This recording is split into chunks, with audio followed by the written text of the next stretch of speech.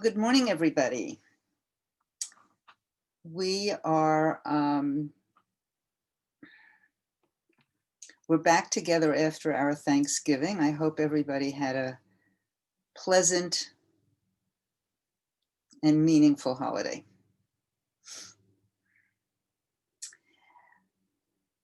This week's Parsha is V'yeshlach, which was summarized in Monday's social solidarity so beautifully and succinctly. So I'm just going to quote that. The Parsha follows Jacob and his children as he wrestles with an angel and reconciles with Esau. It also recounts the story of his daughter Dinah's rape and the sons avenging her by sacking a city. It ends with Rachel's death and giving birth to Jacob's youngest child. So I'm really interested in this whole business of Jacob's wrestling with Ish, which has been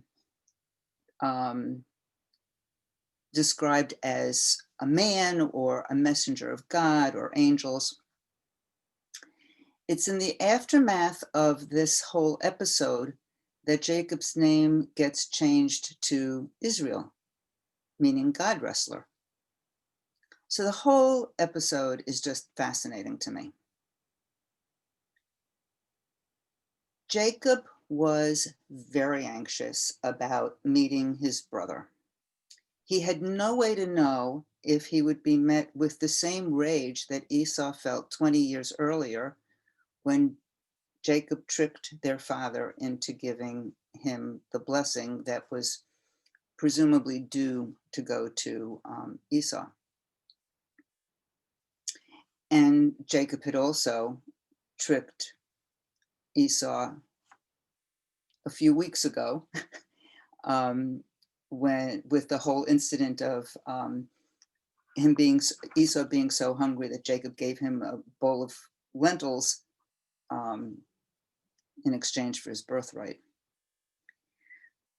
So the fact that the Torah points out that Jacob's fear and distress was so great indicates to me that Jacob really felt guilty.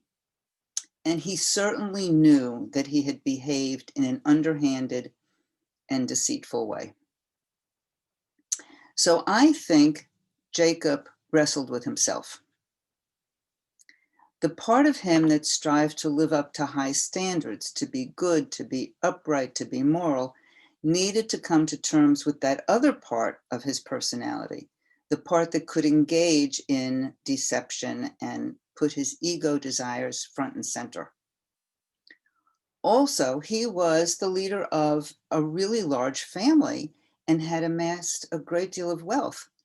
So I assume that at least on some level, he felt pretty good about what he had accomplished and felt fairly secure. And that gets juxtaposed with that part of him that was feeling frightened and insecure. So we all have a shadow side, and we all kind of need to pay attention to that. For those who study Musar, this, to me, is a classic Yetzer HaTov in dynamic tension with the Yetzer Hara. The inclination toward good, the Yetzer HaTov, in tension with the Yetzer Hara, which is commonly translated as evil inclination, which is a translation I don't like at all. So some other ways that we can consider looking at Yetzer Hara is the ego-centered inclinations or the shadow side of the personality. I've also seen it characterized as one's impulsive quality or reactive self. I find these characterizations of Yetzer Hara to be more useful for me than evil inclination. I just have a lot of trouble with the word evil, I guess. So Jacob goes to sleep in a state of heightened anxiety and fear. And this becomes the entryway for a deep inner process by which he transforms this fear into courage so that he actually can go out and meet his brother and ultimately reconcile. A question comes up for me. Did he really sleep and have a dream? Or did he have some insights and deep understandings as he meditated? By slowing down and being introspective, we can investigate our fears and or desires without judgment. We can acknowledge the power and explore the roots of these fears or desires. When we notice fear, we can recognize and honor its sacred function to protect us. This is a good thing. And we can take the time to discern whether that fear-based energy is serving its proper function of protection, or is it constricting us, leading us to possibly demonize ourselves or others? With this greater clarity, we can steer the energy within our fear towards a wiser path, more consistent with our Yetzer HaTov, which we can kind of translate as the better angels of our nature.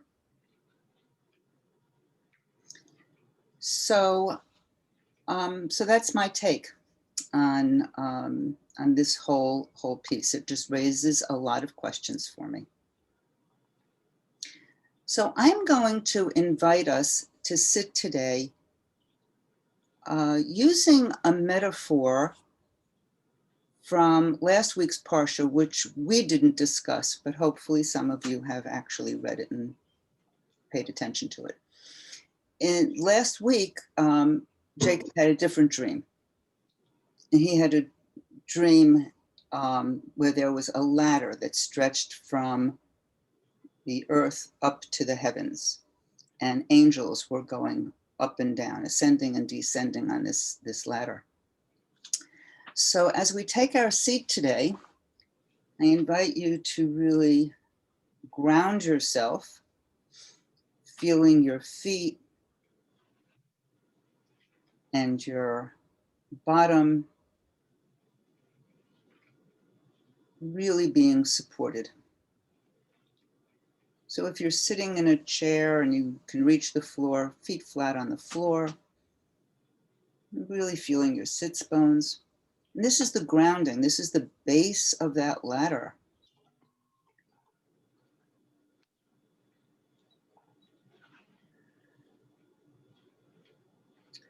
And then as we sit, we incline our heads higher and higher up toward the top of the ladder, reaching up, up, up. So our base is in the earth and our head is reaching up, which has the impact of really stretching out our spines. So our spine, our body becomes that ladder reaching up, uniting heaven and earth.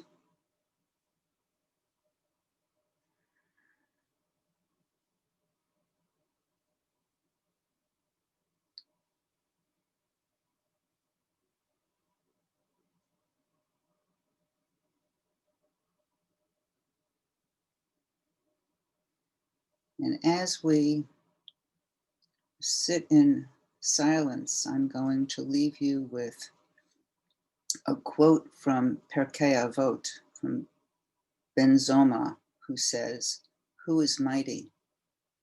One who conquers his Yetzer, his inclination."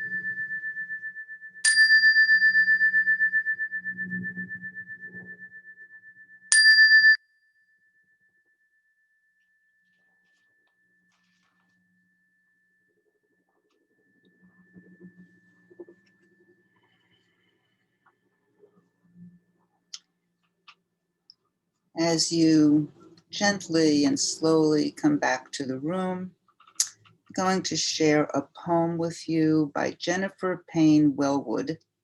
The name of this poem is Unconditional.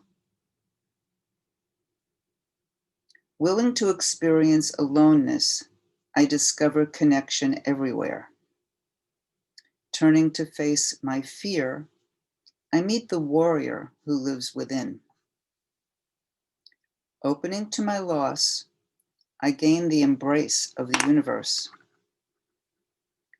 Surrendering into emptiness, I find fullness without end.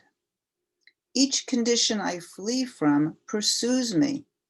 Each condition I welcome transforms me and becomes itself transformed into its radiant jewel-like essence. I bow to the one who has made it so, who has crafted this master game. To play it is its purest delight. To honor its form, true devotion.